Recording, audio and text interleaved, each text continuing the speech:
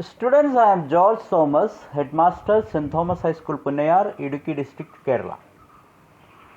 Today we will discuss on a topic from physics of 8th standard. The name of the topic is measurements and units. Well, I remember an experience of an Englishman who came to Kerala to enjoy the village life of Kerala. He was wandering through the villages, and once he entered into a tea shop. He wanted to have a tea. At the same time, he wanted to know how the Kerala people making tea. Okay.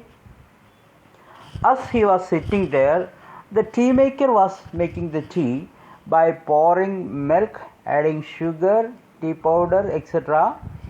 to a glass of boiled water. Okay. After that, he stirred it well. The Englishman thought that, the making of the tea is over. But to his astonishment, the tea maker was keeping the cup of tea in his right hand as higher as possible and pouring the tea to the glass he held on his left hand as low as possible, like this. And we Kerala people know that how the people of Kerala, how the tea makers of Kerala is pouring the tea like this.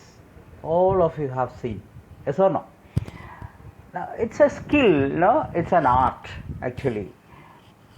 The poor Englishman thought that, this is the way how Kerala people measuring the tea.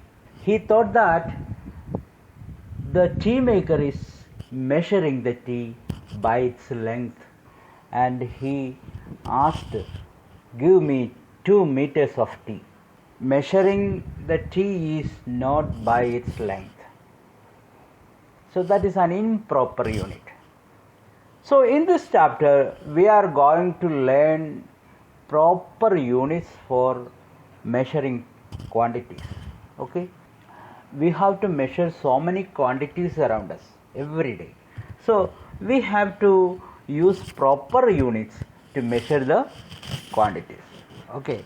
At the beginning of the chapter, one picture has been given where some students are looking to a notice board where some measurements have been shown. Their heights and weights. They are going to join in Scout and Guide. They are going to join in NCC. Okay, whatever it is. They are going to join in NCC. They want to measure their height and weight. Okay, so we know that height is a measurement, weight is a measurement. So all these quantities we are measuring in our everyday life, and we must know how to measure it. So this is what we are going in detail in this chapter. Okay, now I will give you an assignment to measure the length of your desk using your pencil. Okay, any 3 of you can measure your desk using the pencils you have. What can we observe? We can observe they will get different measurements. The first one will get 8 pencils, the second one may get 10 pencils, and the third one may get 12 pencils. Why the length is measured in different measurements? Because the basic unit they used are different. The length of the pencils are different. So we can't use such a basic unit to measure the length. We must have a universally accepted basic unit of length. Okay? Do you know we have such a length? Do you know what is that? That is 1 meter. So the basic unit of measurement internationally accepted is 1 meter. It is represented with a small letter m. Okay. Today I have brought a meter scale here. This is 1 meter. I used to say in the classes, 1 meter is this much for me. You can see 1 meter is how much. I used to say, this much is 1 meter. Like this, we must have an idea how much is 1 meter. Students, there are smaller units also. You can see in this meter scale it is divided into 100 equal parts, and each part is known as 1 centimeter. 1 centimeter. For example, see, how much is the length of my finger? Can you say? Near about 7 centimeters. Okay, we can properly measure it from here. It comes 7.5. Comes 7.5.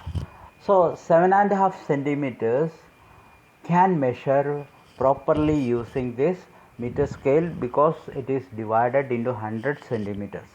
Okay. Now still 1 centimeter again divided into 10 equal divisions. Each division is named as 1 millimeter. So can you calculate how much millimeter makes 1 meter? How much millimeter makes 1 meter? Okay, it's very easy. 10 millimeters makes 1 centimeter. Like that 100 centimeters are there. So 10 into 100, that means 1000 millimeters make a 1 meter. Now, in our early days, our ancestors, our parents used some other measurements like vara, muram, like that. What is 1 muram? Muram is nothing but the length of this wrist. If I asked it to measure the length of this table, I will measure like this. 1, 2. Comes around 2 murams. Okay. What's the inconvenience with such muram, vara, etc.? Many inconveniences are there. This basic length of 1 muram will not be stable, will not be a permanent one for every person. It varies with person to person. So we can't take as a basic unit of length. And it may not be easy to measure very long distances using muram and all. So like this, so many inconveniences are there to measure different measurements using muram, vara, etc. So we won't take such ancient units of measurements nowadays. We have a standard unit at present, that is 1 meter, and its smaller units. Now measuring the thickness of a paper. As you know, it is a very small length.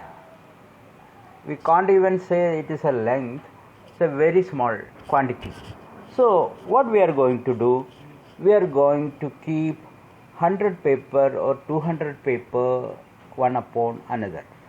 So we will get a bundle of papers, and it is very easy to measure the thickness of the bundle. So like that we can measure the thickness of a paper. Now coming to the measurement of bended lines. You can keep a thread over the bended lines, and you can wind it on a pencil and take the length of the windings. And if you calculate the length of one winding, you can multiply it with the number of windings, and we will get the length of the bent line. How can we measure the diameter of a ball? It's by keeping 2 wooden cubes on either side of the ball and take the gap between the wooden cubes. It's very easy to get the diameter of the ball. Like that we can find out many different ways to measure the quantity length. Thank you for time being. Thank you for watching my class.